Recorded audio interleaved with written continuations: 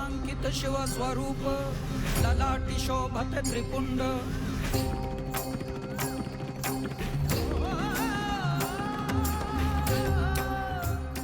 म्हणजे आपण ज्यांना पाहिलं ते एकच होते बहुतेक। कसं आहे, इथे पूजा मी करतो आणि दर्शन घडतं हिला। बर, वहिनींना काय सांगितलं त्यांनी? त्यांनी हिच्याकडे एक विभूती दिली आणि म्हणाले दिव्य पुत्र जन्माला येईल म्हणून। अरे ही तर आनंदाची बातमी आहे। अरे बाप होणार आहे तू। आता काहीतरी गोडधोड झालं पाहिजे घरात। खरं आहे। अरे हो हो।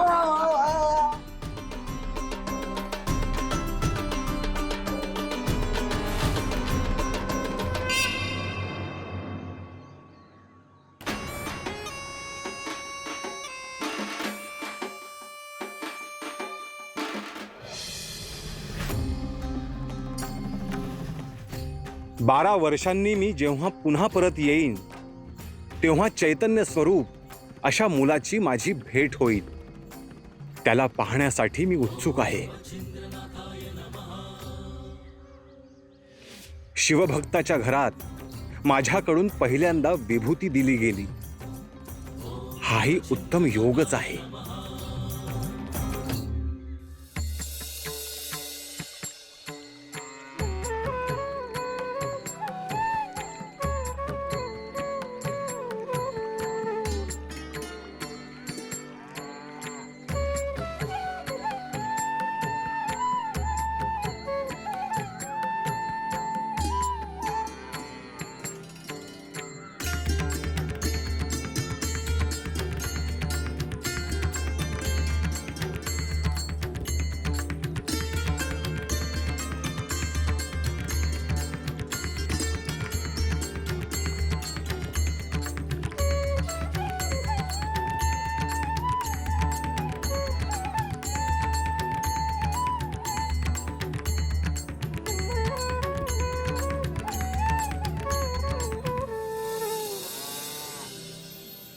मच्छिंद्र, तू खूप अंतर चालून आला आहेस। बैस।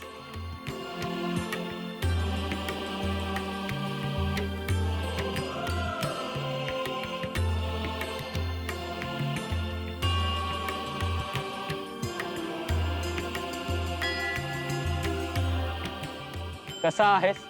कधी एकदा आपले दर्शन होते असे झाले होते। मच्छिंद्र, तुझ्या चेहऱ्यावरील आनंद पाहून मला असे वाटते तुला मला काहीतरी सांगायचे आहे। हो गुरुदेव, मी गोदा नदीवर वसलेले जे गाव आहे तिथे गेलो होतो। तिथे सुराज आणि सरस्वती नावाचे जोडपे राहते। सुराज श्री महादेव भक्त आणि सरस्वती पुण्यवान स्त्री। गुरुदेव, त्यांना मूल नाही, परंतु असे असले तरीही परमेश्वरावरची श्रद्धा त्यांची अढळ आहे। तू जे सांगतो आहेस त्यावरून ते कोण आणि कसे आहेत याची मला कल्पना आली। अभिमंत्रित केलेली दिव्य विभूती ही सरस्वतीला दिली आणि आशीर्वाद दिला की दिव्य मुलगा जन्माला येईल। नाथ पंथामध्ये नवीन नाथांचा प्रवेश होईल असे नियोजन केले आहे।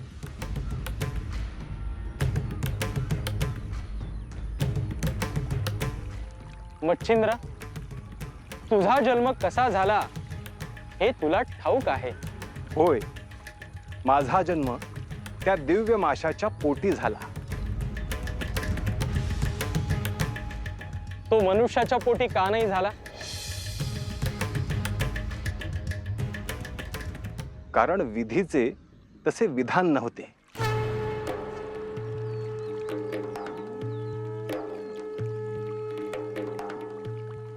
मग यापुढील नाथांचा जन्म मनुष्याच्या पोटी कसा होईल?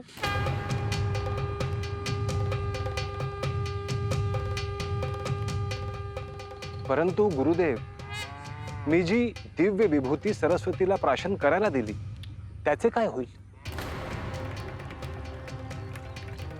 ती विभूती चैतन्य स्वरूप आहे, त्यामुळे त्या विभूतीतून नवीन नाथ जन्माला येतील.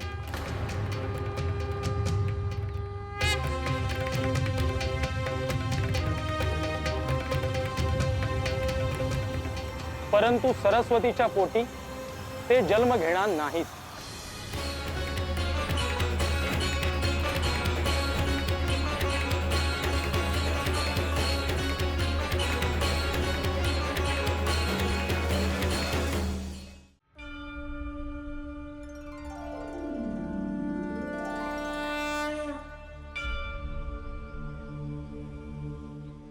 गोदा, गोदा, इकडे ये. ते ठेव इथे. आणि हे बघ, या सगळ्या साड्या, सगळी धोतरं आणि सगळे कपडे धुवायला घे. हो. आणि हे बघ, कामात लक्ष असू दे. हो. आणि सगळं घरही स्वच्छ करून घे. हो. ये. सरस्वती, अगं माझे ग्रंथ कुठे आहेत? हो, देते मी तुम्हाला शोधून. बरं, पटकन दे. अहो, मला एक बोलायचे होते. पटकन विचार, मला जरा काम आहे. अहो, आपल्या दारी जे योगी आले होते ना, त्यांनी जी विभूती दिली त्याच्याबद्दल विचारायचे होते. बरं, विचार. काय म्हणणं आहे तुझं? त्यांनी असे सांगितले की ती विभूती प्राशन केल्यावर आपल्याला दिव्य पुत्र होईल.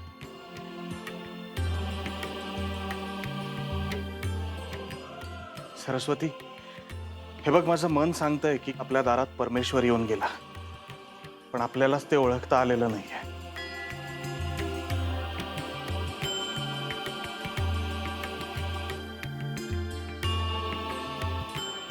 तुला त्यांच्या शब्दावर विश्वास नाहीये का? अहो, असं कुठं म्हटलं मी? मला फक्त इतकंच विचारायचं होतं की ती विभूती मी केव्हा प्राशन करू.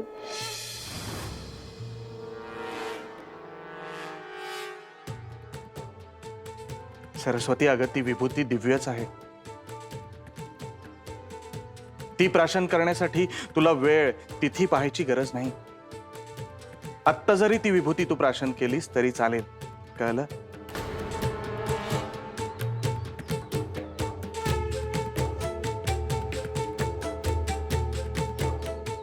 अहो अक्का, काय झालं?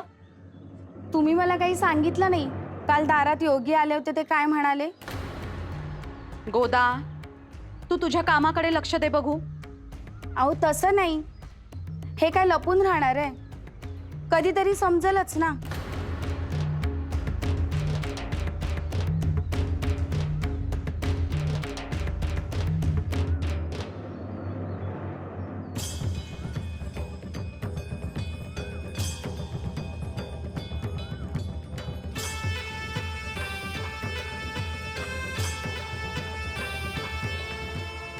हा अशुभ संकेत कसला?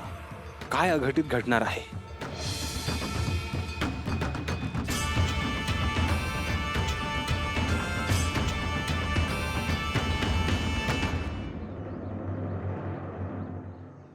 कराग्रे वसते लक्ष्मी, करमध्ये सरस्वती, करमूले तु गोविंदम, प्रभाते करदर्शनम.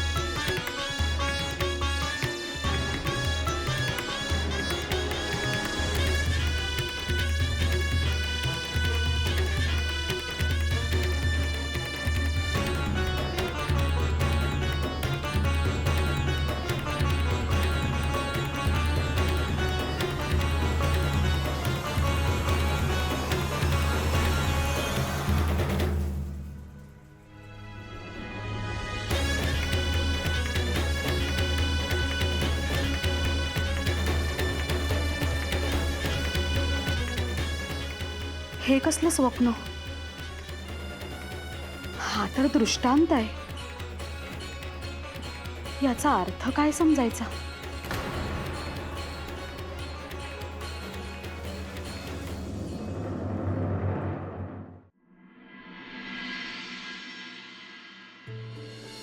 मच्छिंद्र,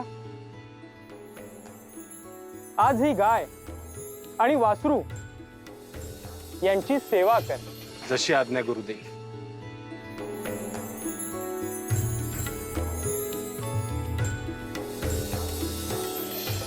भगवंत श्रीकृष्णाला अत्यंत प्रिय असा जीव आहे. ज्यांच्या हृदयात प्रेम आहे त्यांचा सांभाळ करणे हे आपल्या प्रत्येकाचे कर्तव्य आहे.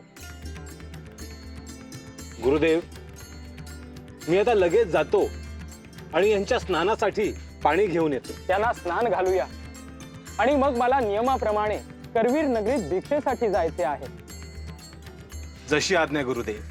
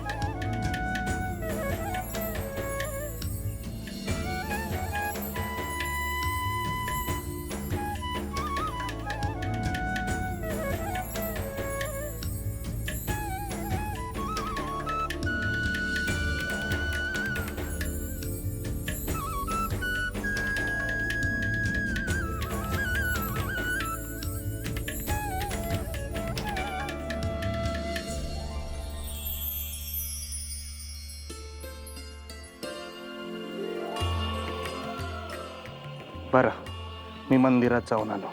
अहो, मला तुम्हाला एक सांगायचं होतं.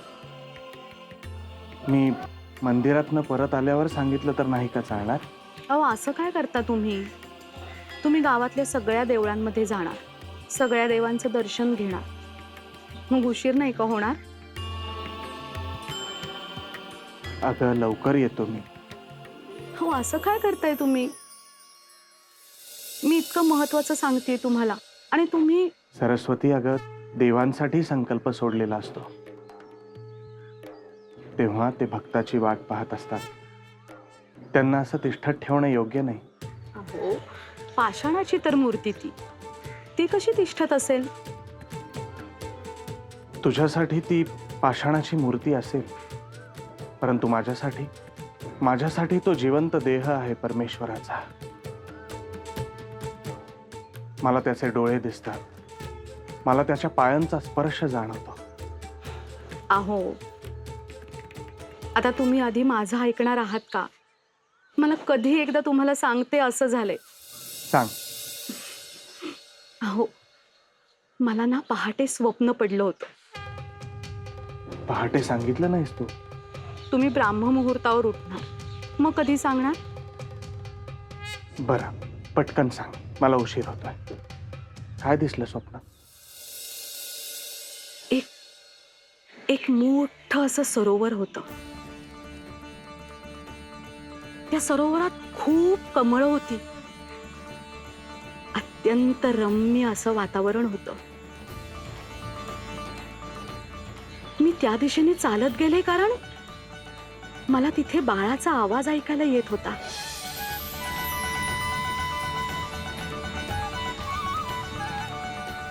मी पुढे गेल्यावर एका मोठ्या कमळाच्या पाकळ्यांमध्ये एक अत्यंत लोभस असं बाळ दिसलं मला.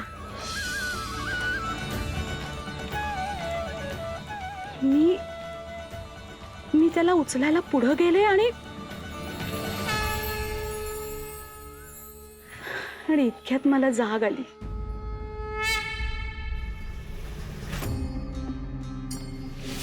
अलख निरंजन अलख निरंजन अलख निरंजन हो. अलख निरंजन अलख निरंजन अलख निरंजन हो.